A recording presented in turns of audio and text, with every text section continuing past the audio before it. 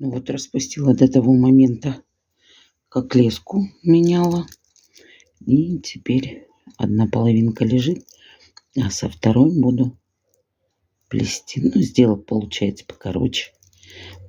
Ну, в принципе, кому как удобно. Мне-то, в принципе, удобно. Я уже привыкла.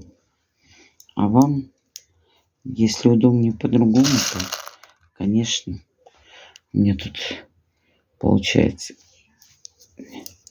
идет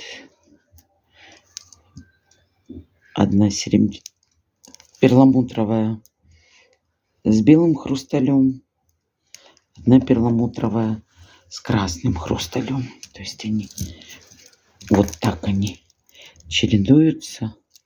Очень красиво, конечно. Блестит вообще. Эти два сердца. Ну, это крышка шкатулки будет. Это будет крышечка.